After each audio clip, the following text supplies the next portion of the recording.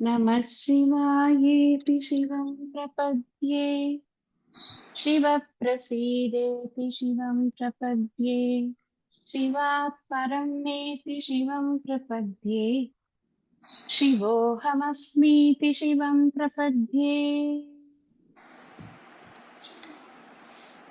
ஈட்டல் விண்ணப்பம் 23வது பண். பெற்றது கொண்டு பிழையே பெருக்கிச் சுருக்கும் அன்பின் வெற்று அடியேனை விடுதி கண்டாய். விடிலோ கெடுவேன் மற்று அடியேன் தன்னை தாங்குனர் இல்லை என் வாழ் முதலே. உற்று அடியேன் மிகத் தேறி நின்றேன் எனக்கு உள்ளவனே. போன பாடல்ல கேட்ட நீ தியாகத்திற்கு இலக்கணமாக இருக்கக்கூடிய திருநீற்றை நீ உடல் முழுவதுமாக பூசிக்கொண்டிருக்கிறாய். ஞான பிரகாசனாக இருக்கிறாய். நீ தொண்டர்களுடைய உள்ளத்தில் தான் இருக்கிறாய், மற்றவர்களுக்கு நீ புலப்படுறதில்லை. அப்பேற்பட்ட நீ யாரும் முழுவதுமாக அறிய முடியாத பெண்ணாக, ஆணாக, அலியாக, எல்லாமாக இருக்கக்கூடிய நீ என்னை ஒரு நாளும் விட்டுடாதே அப்பா அப்படின்னு இறைவனை புகழ்ந்து சொல்வதன் மூலமாக தன்னுடைய கோரிக்கையும் வச்சார். இதுல என்ன சொல்றார் அப்படின்னா, பெற்றது கொண்டு பிழையே பெருக்கி. என்ன பெற்றேன் நான் அப்படின்னா, இந்த உடலை பெற்றேன். முதல்ல இந்த மனித உடல் அப்படிங்கிறது ஒரு உயிருக்கு கிடைக்கக்கூடிய மிகப்பெரிய வரம் அப்படிங்கிறது அருளாளர்கள் எல்லாருடைய அபிப்பிராயம். நமக்கும் அது நன்றாக புரிகிறது. என்னதான் பணக்கார வீட்டுல நாயா வளர்ந்தாலும் ஒரு புஸ்தகம் படிக்க முடியுமா? நம்மளால ஒரு சிவபுராணத்தை சொல்லிட முடியுமா? இல்ல சிவாய நமகன்னு சொல்ல முடியுமா? அதுக்கான குடுப்பனை நமக்கு இருக்குமா? எல்லாமே பெஸ்ட் ஃபுட்டு கொடுக்கும், எல்லாமே நல்ல இதுவா இருக்கும், ரொம்ப நல்லா போஷாக்கா இருக்கும். போகம் மட்டும்தான் இருக்கு. மற்ற ஜென்மா எல்லாத்துலயுமே போகங்கள் மட்டும்தான் இருக்கு, அனுபவங்கள் மட்டுமே இருக்கக்கூடிய ஜென்மாக்கள் மற்ற ஜென்மாக்கள். ஆனா மனித ஜென்மத்துல மாத்திரம்தான் அறிவும் சேர்த்து நமக்கு பெறக்கூடிய அரிய வாய்ப்பு நமக்கு கிடைக்கும். அதனால என்ன சொல்றார்? பெற்றது.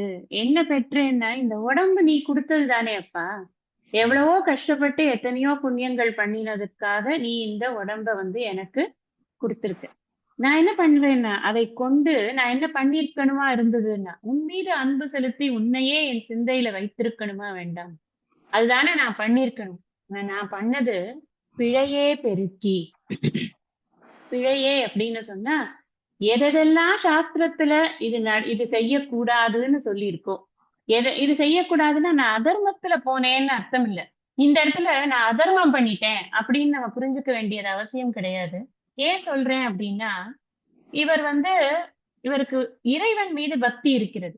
இவருக்கு எது மோட்சத்திற்கான சாதனங்கிறதெல்லாம் தெரியுது. ஆனாலும் ஒரு மயக்கத்தினால, ஒரு பிரமையினால இந்த உலகத்துல இருக்கிற இன்பங்கள்ல போய் அப்பப்போ போய் இந்த தேனி வீட்டு ஈ அப்படின்னு 2 உதாரணம் சொல்லுவார் சுவாமிஜி. ஈ இருக்கு. அந்த ஈ தேனியா இருந்தா அது என்ன பண்ணும்னா, வெறும் வண்டுகள், அந்த மலர்கள்ல இருக்கக்கூடிய தேனை மாத்திரம்தான் அது தேடிட்டு போகும்.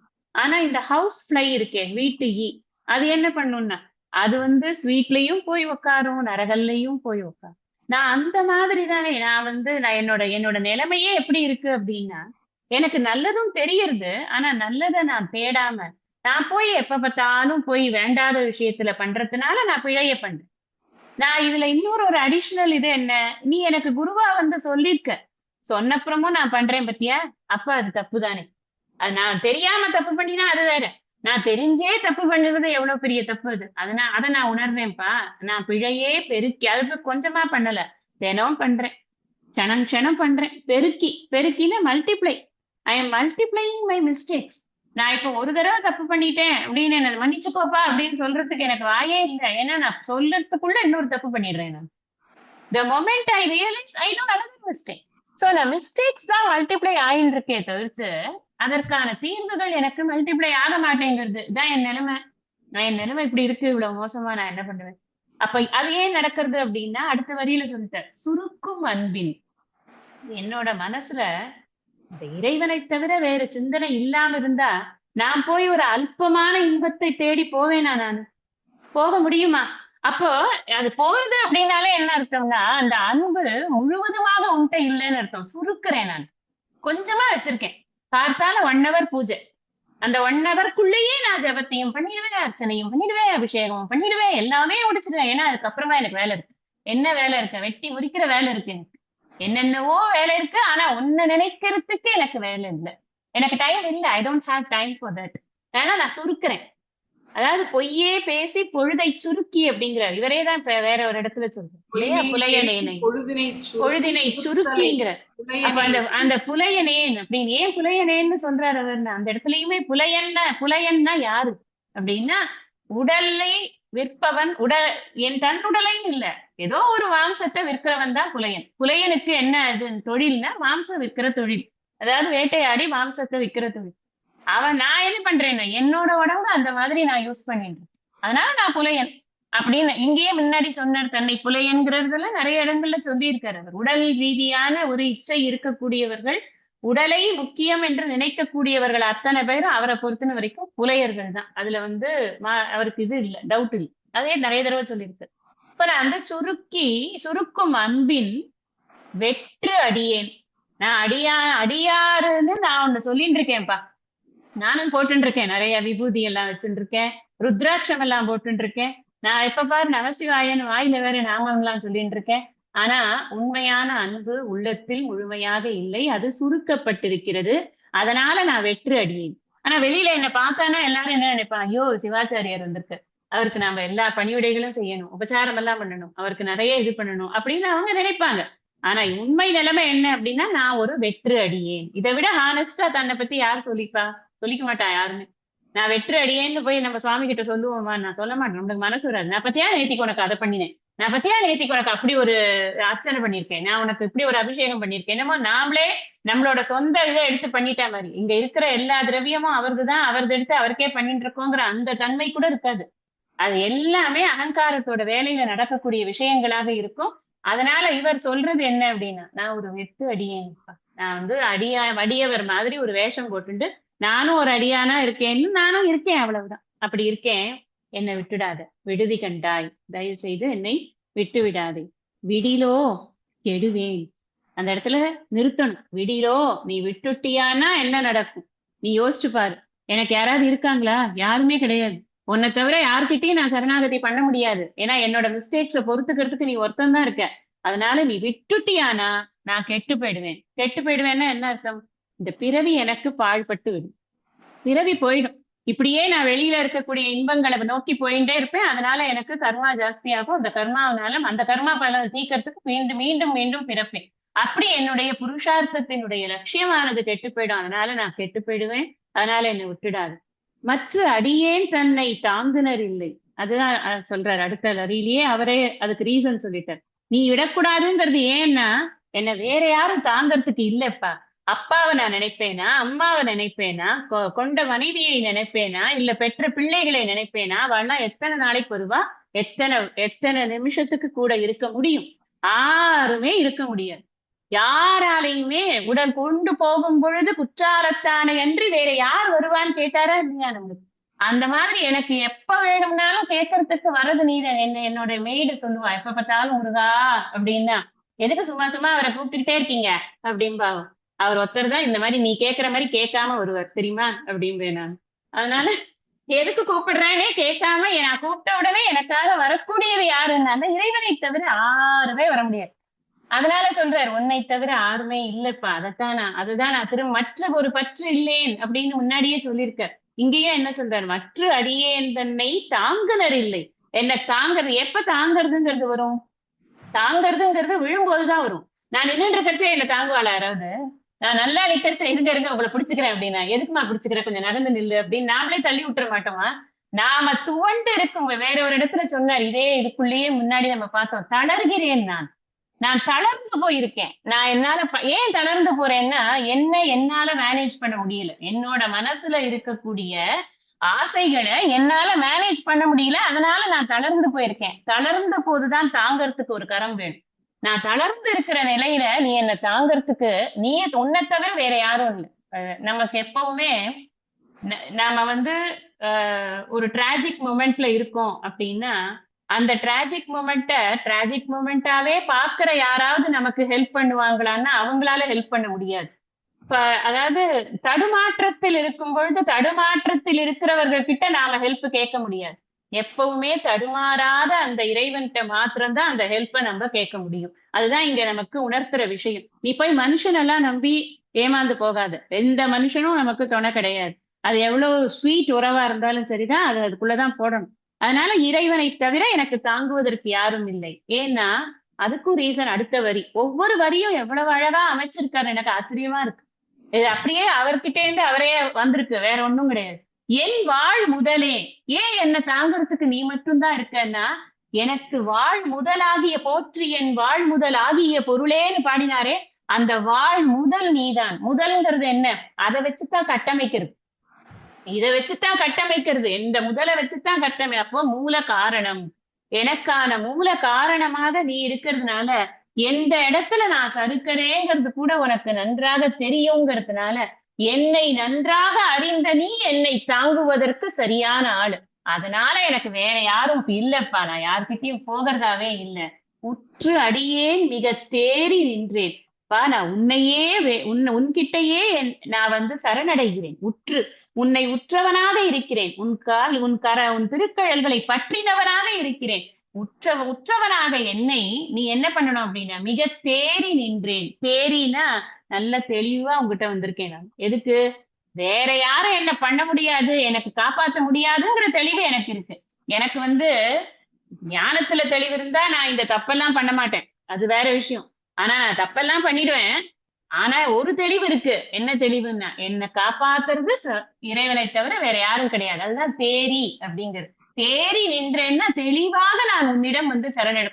குழப்பம் இல்ல. எனக்கு நீ பெருசா, இல்ல நாராயணன் பெருசா, இல்ல வேற ஒரு முருகர் பெருசா அப்படின்றது குழப்பம் எல்லாம் இல்ல. நீதான் பெருசுன்னு நான் உங்ககிட்ட நின்னுட்டேன். உன்கிட்ட நான் சரணடைந்து விட்டேன். எனக்கு உள்ளவனே, எனக்குன்னே இருக்கக்கூடிய தெய்வமாக நீதான் இருக்கிறாய். எனக்கு இஷ்ட தெய்வமாக நீ இருக்கிறாய். உள்ளவனே அப்படின்னு சொல்லும் பொழுது என்னுள்ளேயே எப்பொழுதும் இருந்து கொண்டிருப்பவனாக. ரெண்டு அர்த்தம் எடுத்துக்கலாம். எனக்கு உள்ளவனே அப்படிங்கிற போது பக்தி பரமா எடுத்துக்கணும் அப்படின்னு சொன்னா என்னுடைய இஷ்ட தெய்வமாக இருக்கிறாய்ன்னு எடுத்துக்கலாம். இன்னொரு அர்த்தம் எனக்கு உள்ளவனே, உள்ளவனே அப்படின்னு எடுத்துட்டோம்னா, உள்ளவனேவ பிரிச்சோம்னா எனக்குள்ள இருக்கக்கூடிய ஹிருத்தேஷே சர்வபூதானாம், எல்லா இடங்கள்லயும் எல்லாருடைய ஹிருதயங்களையும் இருக்கக்கூடிய இறைவன் அப்படின்னு எடுத்துக்கொண்டால் நீதான் என்னுடைய ஹிருதயத்தில் எப்போதும் இருந்து கொண்டிருக்கிறாய். நான் நன்றாக இருந்தாலும் தீயது செய்தாலும் எல்லாவற்றுக்கும் சாட்சியாக உள்ள இருக்கக்கூடிய நீதான் என்னை தாங்குவதற்கு சரியான ஆளு. வேற யார்கிட்டையும் நான் சரணடையல, உன்னிடம்தான் நான் சரணடைந்திருக்கிறேன் அப்படின்னு சொல்றேன். இதுக்கு டேக்கவே என்னன்னா, நான் எவ்வளவு எனக்கு எவ்வளவு பெரிய இதை கொடுத்திருந்தாலும், உடலை கொடுத்திருந்தாலும், அந்த உடலை கொண்டு நான் உற்ற விஷயங்களை செய்யாமல், இந்த புருஷார்த்தத்துக்கான விஷயங்களை செய்யாமல் அதற்கு நேர்மாறான விஷயங்களை எல்லாம் செய்து கொண்டிருக்கிறேன். உன்னிடம் இருக்கக்கூடிய அன்பை நான் முழுமையாக கொள்ளவில்லை. அதையும் நான் கொஞ்சம் கொஞ்சம் தான் வச்சுட்டு இருக்கேன். அதை சுருக்கி விட்டேன். அதனால நான் சரியான ஒரு அடியாராக இல்லை. ஆனாலும் நீ என்னை விட்டு விடாதே. ஏனென்றால் என்னை முழுமையாக அறிந்தவன் நீ ஒருவன்தான். நீ எனக்குள்ளேயே இருப்பதால், எனக்கு முதல் பொருளாக நீயே இருப்பதால் நான் உன்னையே சரணடைகிறேன். வேறு யாரும் இல்லை, நீதான் என்ன தாங்கணும் அப்படின்னு கேட்கும். உள்ளனவே நிற்க இல்லன செய்யும் மையல் துழனி வெள்ளன் அலேனை விடுதி கண்டாய். வியன் மாத்தடக்கை கொள்ளல் நல்வேழத்து உரியாய் புலன் நின் கண் போதல் ஒட்டா மெல்லனவே மொய்க்கும் நெய்க்குடம் தன்னை எறும்பு எனவே.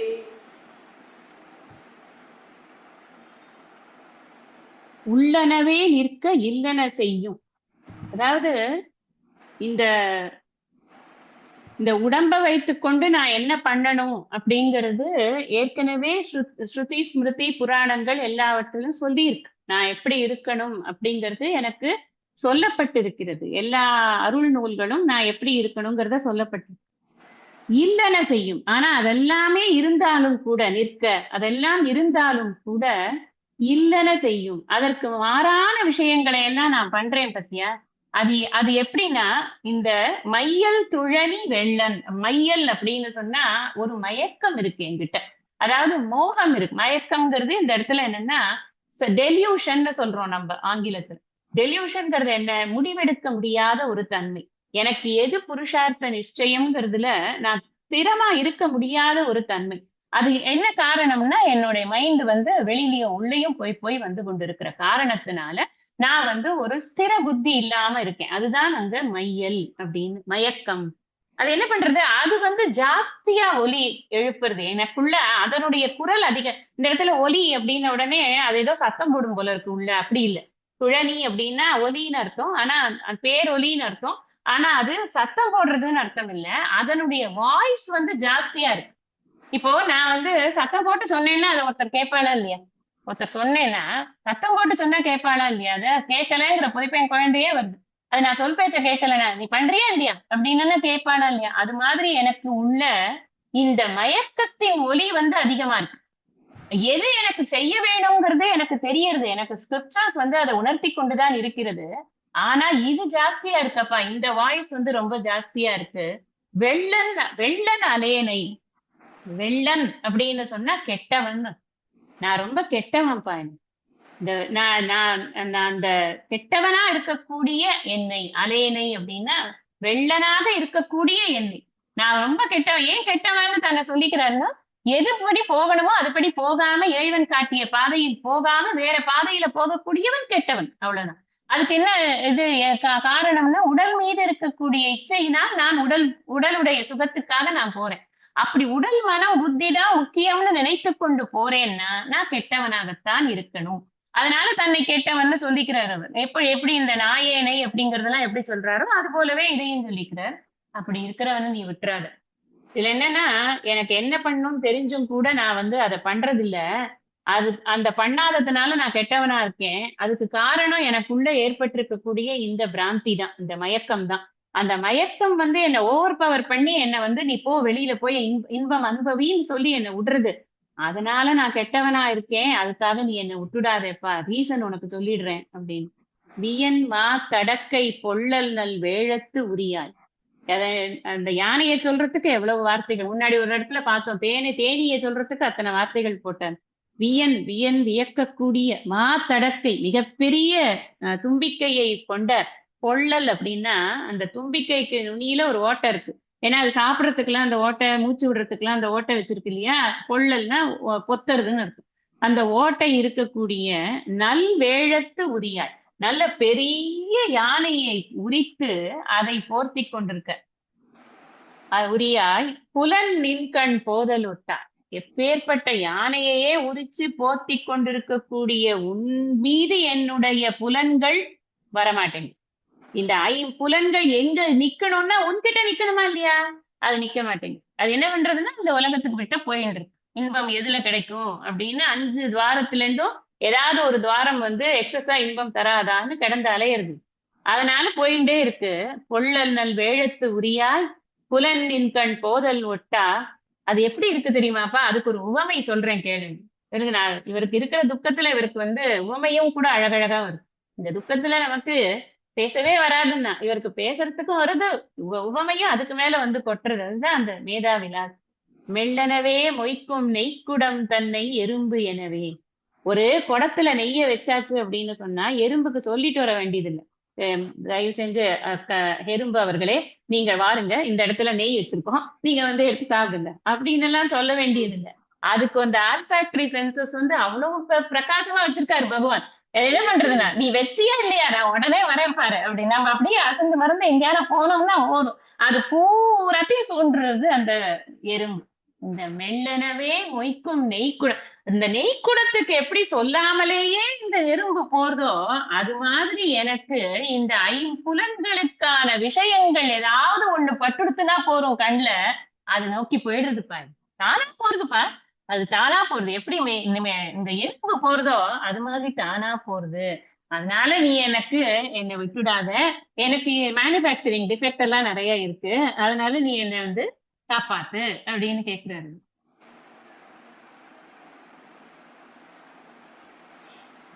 எறும்பிடை நாம் கூழ் எனப் புலனால் அரிப்புண்டு அலந்த வெறும் தமிகேனை விடுதி கண்டாய்.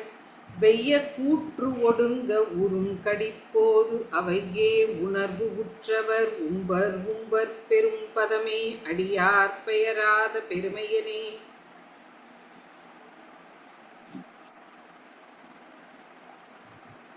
இங்க இன்னொரு உதாரணம் சொல்றேன். முதல்ல போனதுல எறும்பு நெய்க்குடத்தை நோக்கி போறது விஷயத்த சொல்ற. இங்க அந்த எறும்பு இருக்கே, அது என்ன பண்ணுமா, ஒரு நாக்கு பூச்சி கீழே இருந்தது தரையில அப்படின்னு சொன்னா, அத போய் சல்லடையா தொலைச்சிரும். உள்ள போய் சல்லடையா தொலைச்சு அதை சாப்பிடறதுக்கு எடுத்துருமா. கொஞ்சம் கொஞ்சமா கொஞ்சம் கொஞ்சமா அரிச்சு அரிச்சு அரிச்சு ஒன் ஒன் ஸ்டேஜ் நம்ம என்ன பார்ப்போம், வெறும் எலும்பு கூடுதான் இருக்கும் இந்த நாக்கு பூச்சி. நம்ம நிறைய நம்ம வீடுகள்ல நம்ம கொஞ்சம் போகாத சில இடங்கள், இப்பெல்லாம் எல்லார் வீடும் ரொம்ப கிளீனா நீட்டா மெயின்டைன் பண்றோம். அந்த காலத்துல நம்மளோட வீட்டுல புழக்கடைகள்னு இருக்கும். அங்க இந்த மட்டை கிட்ட அதெல்லாம் போட்டு வச்சிருப்பா. தென்னை மட்டை, இந்த பாய்லருக்கு போடுறதுக்கு, அதுக்கு இதுக்குன்னு நிறைய இடங்கள் இருக்கும். அது ஸ்பேஸ் மென்ட் ஃபார் அந்த இது பல்லி, கரப்பாம்பூச்சி, தேளு, இதுக்குன்னே அது நம்ம இடம் பண்ணி கொடுத்துருப்போம். அங்கெல்லாம் சில சமயம் பார்த்தோம்னா ரொம்ப நாள் அந்த பக்கம் கிளீன் பண்ணாம வச்சுட்டோம் அப்படின்னாக்க இந்த பல்லியோட எலும்பு கூட எல்லாம் இருக்கும். அந்த எலும்பு கூட அந்த எறும்பு தின்னது போக மீதி அதால கடிக்க முடியாத விஷயங்கள் தான் அங்க இருக்கும். அது மாதிரி இந்த எறும்பு என்ன பண்றதுன்னா, நாங்கூழ் என புலனால், இது இங்க அது உதாரணத்தை இந்த ரெண்டே வார்த்தை தான், எறும்பிடை நாங்கூழ், அதான் வார்த்தை. எறும்பு கிட்ட எப்படி ஒரு நாக்கு பூச்சி மாட்டிக்கொண்டு சல்லடையா துளைக்கப்படுறதோ அது மாதிரி என, அது போல புலனால் அரிப்புண்டு. எவ்வளவு ஒரு ஸ்ட்ராங் எக்ஸாம்பிள். நம்மளால நினைச்சு பார்க்க முடியாத எக்ஸாம்பிள் இதெல்லாம். நம்ம அந்த அந்த மாதிரி என்னுடைய புலன்களால நான் அரிக்கப்படுறேன். அப்பனா என்ன அர்த்தம்னா, கொஞ்சம் கொஞ்சமா கொஞ்சம் கொஞ்சமா நான் ஒவ்வொரு சுவை இன்பத்திற்கும், சுவை, ஒளி, ஊறு, ஓசை, நாற்றம்னு எல்லா வகையான இன்பத்தையும் துளி துளியாக அனுபவிப்பதன் மூலமாக நான் என்னுடைய புருஷார்த்த லட்சியத்தை நோக்கிய பாதையிலிருந்து விலகுகிறேன். அதான் இங்க முக்கியம் என்ன அப்படின்னா, எனக்கு ஒன் டேல நடக்கல, கொஞ்சம் கொஞ்சமா நடக்குது. Minute by minute I am losing my time. அத சொல்றாரு. கொஞ்சம் கொஞ்சமா என்னை அரிச்சு திங்கிறது. நம்ம சொல்லுவோம்ல, கவலை என் மனதை அரித்து தின்னது. அப்ப கவலை மனசை அரிச்சு திங்கிறது அப்படிங்கறது நம்ம உருவகப்படுத்த முடியுமா? அது மாதிரிதான் இது. என்னை அரிக்கிறது, இந்த புலன்கள் என்னை அரிச்சு திங்கிறது. வெறும் தமியேனை விடுது அரிப்புண்டு அலந்த. அலந்த அப்படின்னா அலமந்துன்னு சொல்லுவோம்ல, என்ன பண்றதுன்னு தெரியாம நம்ம இருக்கோமே அப்படின்னு. அந்த அலமந்து இருக்கக்கூடிய என்ன, நீ அது எப்படி இருக்க, என்ன வெறும் தமியேன். வெறும் தமியேன்னா என்ன அர்த்தம்? நான் ஒரு வீணான ஒரு பர்சன், அவ்வளவுதான். நான் எதுக்கும் பிரயோஜனம் இல்லாத ஒரு பர்சன். எப்ப இறை சிந்தனை எனக்கு இல்லையோ, அதுவும் இறை சிந்தனை முழுமையாக இல்லையோ, அப்ப நான் ஒரு பிரயோஜனம் இல்லாத பர்சன். அவர் தன்னை இது பண்ண வெள்ளனேன்னு போன தடவை கூட சொன்னார். அதனால இங்க வெறும் தமியேனை நீ விட்டுடாத, விடுதி கண்டாய். வெய்ய கூற்று ஒடுங்க உறும் கடிப்போது. வெய்ய கூற்று ஒடுங்க, அந்த யமன் மார்க்கண்டேயனை பிடிக்க வந்தானே, அப்ப நீ என்ன பண்ண தெரியுமா? அவனை அப்படியே ஒடுங்கி போகும்படியுமாக அவன் மேல நீ பாஞ்சு அவனை நீ அடக்கின. நீ யமனுக்கு தர்மத்தை காப்பாத்துறதுக்கான ஒரு இது கொடுத்துருக்கு. இருந்தாலும் அவன் தன்னுடைய தர்மத்தை பண்ண வரும்போது கூட உன்னுடைய அடியவர் அங்க மாட்டேன் இருக்காரேன்னு சொல்லிட்டு நீ அவன் தர்மத்தை பண்ணட்டும், நியாயமா பார்த்தா நீ அப்படிதான் இருந்திருக்கணும். ஆனா நீ அப்படி இல்லாம என்ன சரண்டஞ்சுட்டானேன்னு நீ அவனை நீ இது செற்றா இல்லையா, நீ அவனை எதிர்த்தாயா இல்லையா? அது மாதிரி வெய்ய கூற்று உடங்க உரும் கடி போது. கடி போது அப்படின்னா, போதுங்கிறது மலர், கடி போதுங்கிறது கடி மலர். கடி மலர்ங்கிறது என்னன்னா திருக்கழல்கள். இந்த கழல்களால நீ ஒரு எத்தினே அப்பா. நீ உன்னுடைய மலர் போன்ற பாதங்களால நீ ஒரு எத்தின. அவையே உணர்வு உற்றவர், அவையே அப்படி, அதாவது அந்த கடி போது அவையே அப்படி கடிஞ்ச போது உணர்வு உற்றவர் உம்பர் அப்படிங்கிற இந்த உணர்வு உற்றவர் அப்படின்னு சொன்னா, இதை எண்ணி எண்ணி அனுபூதியில இருக்கக்கூடிய உன்னுடைய அடியவர்கள், உன்னுடைய பெருமையை, உன்னுடைய அந்த அனுகிரகத்தை எண்ணி எண்ணி உன் மீதே தன்னுடைய மனதை முழுவதுமாக நிறுத்தி வைத்திருக்கக்கூடிய உன்னுடைய அடி, அதுதான் அனுபூதியில திளைக்கிறது அப்படிங்கிறது. அனுபூதியில திளைக்கிறதுன்னா அதையே நினைச்சுட்டு இருக்கிறது, எப்ப பிரதிக்ஷணம் அதையே நினைக்கிறது. யாராவது பேச வந்தா நான் அவனை கொண்டு சொல்றேன், ஒரு வீரட்டான தலத்தோட புராணம் சொல்றேன் வா அப்படின்னு கூப்பிட்டு வச்சு நான் அவன்கிட்ட பேசுறது. இல்லைன்னா நான் உனக்கு வந்து இந்த இந்த பாட்டுல இப்படி இருக்குவா, நான் இப்படி இவர் இப்படி சொல்லியிருக்காருவான். இதே மாதிரி இதையே தொடர்ந்து பண்ணி கொண்டு இருக்கக்கூடியவர் உம்பர் உம்பர் பெரும் பதமே. அவர் யாரு? உம்பர்னாலே தேவர்கள்னு அர்த்தம். அந்த அவர் உன்னுடைய அடியவர்கள் அவர்களை காட்டிலும் மேலானவர்கள். ஏன்னா அவர்கள் பெரும் பதம் இருக்கே, அது அதை விட மேலானது. தேவர்களை காட்டிலும் மேலான பதத்தை நீ கொடுக்கிறார். அடியார் பெயராத பெருமையனே. அதாவது அடியாருக்கு உதவி செய்யறதுல இருந்து நிலை பெயராத, பெயராத அப்படின்னா நிலை பெயராத. நீ வந்து அடியார்களுக்கு ஒரு பிரச்சனைனா நீ உடனே வந்துருவப்ப, ஆஜர் ஆயிடுவ. நீ எப்படியாவது நான் கூப்பிடுறானோ கூப்பிடலையோ நீ ஓடி வந்துருவ. ஆனா கூப்பிட்டான் அப்படின்னு சொன்னா அந்த அது எது தர்மமோ அதை கூட நீ மாற்ற துணிவாய். அதுதான் வந்து இங்க காமிக்கிற. நீ வந்து ஜென்ரலி ஆசுதோஷி தான், எல்லாம் கூப்பிட்டாலே வந்துடுறவர் தான். இப்ப நீ என்னெல்லாம் பண்ணிருக்க காரியம்லான்னா, இந்த இவனை யமனை நீ வந்து எப்படி உதச்சியோ அது மாதிரி எனக்கு இப்ப எப்படி இருக்கு தெரியுமா? என்னோட ப்ராப்ளம் என்ன, என்கிட்ட இருக்கிற யமன் யாரு, என்னை யார் வந்து என்னை படுத்தின்னு இருக்கா அப்படின்னா என்னுடைய புலன்கள் தான்.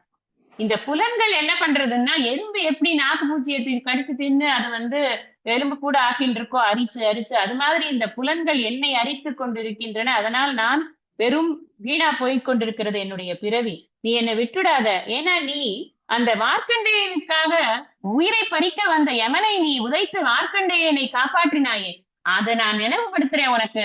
அதுபோல நீ எனக்காகவும் நிற்க வேண்டும் அப்படின்னு கேட்க.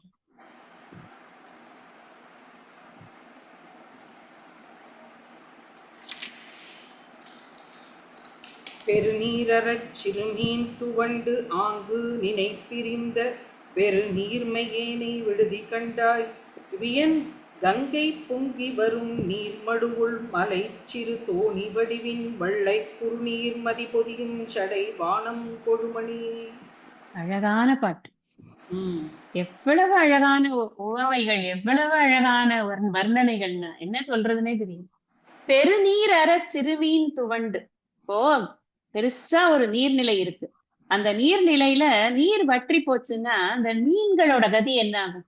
மீன்கள் வந்து துள்ள துடிக்க இருக்கும் இல்லையா? இப்ப கூட ரீசெண்டா காமிக்கிறோம், மேட்டூர் டேம்ல வந்து நீரெல்லாம் வந்து சாக்கடை கலந்ததுனால வெறும் மீனா மிதக்கிறது அப்படின்னு பாக்கறதே ரொம்ப மனசு சங்கடமா இருக்கு. அதெல்லாம் உயிர் தானே, ஒவ்வொன்னும் அதுல இருந்த உயிர் தான். அந்த உயிரெல்லாம் அப்படியே பணம் மீன் எல்லாம் மிதந்துட்டு இருக்கு. அது யாருக்கும் இது இல்லாம.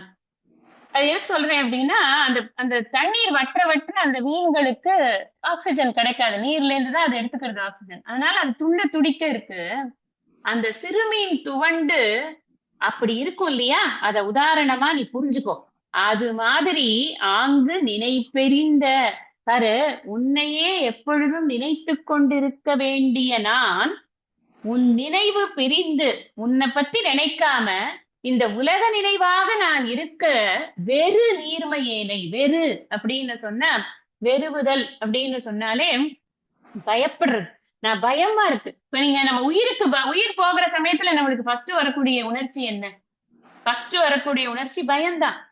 மரணம் தான் பயத்தை கொடுக்கறது, பெரும் பயத்தை கொடுக்கறது. அதனாலதானே கீதையே ஆரம்பிச்சு. அப்ப மரண பயம்ங்கிறது இருக்கிற பயத்துல எல்லாம் பெரிய பயம். நான் அந்த எப்படி அந்த மீன் வந்து உயிர் போகும்போது ஒரு பயத்தோட இருக்குமா, அது மாதிரி உன்னை விட்டு என்னுடைய மனம் விலகும் போது எனக்கு பயம் ஏற்படுகிறது. அப்ப என்ன அர்த்தம்னா, தெரியறது எனக்கு நல்லா நான் பண்ற தப்பு. அதுதானே அர்த்தம் இதுக்கு.